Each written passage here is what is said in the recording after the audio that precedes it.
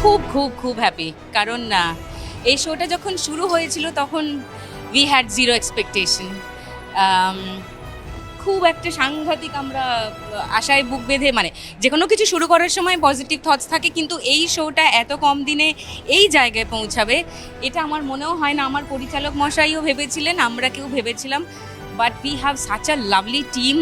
এবং এই শোটা সাধারণ মানুষ, মানে আমি কবি সাহিত্যিক থেকে শুরু করে আর আমার বাড়ির যিনি হাউস হেল্প, আমার ড্রাইভারের বাড়ির লোকজন, সকলের কাছে আমি এই শোয়ের কথা শুনি।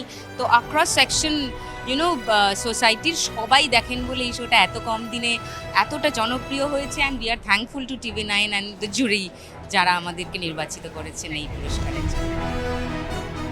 এই পুরস্কারটা আমরা দুজনে আজকে আসতে পেরেছি, বাকিরা তো অন্যান্য কাজ করছেন। তো এই পুরস্কারটা অ্যাকচুয়ালি শুধু আমার আর ওর না, আমাদের team-এর। আমাদের টিমের সকলের হয়ে এই পুরস্কারটা আমরা গ্রহণ করেছি। সকলকে কনগ্রাচুলেশনস, সকলকে চিয়ার্স।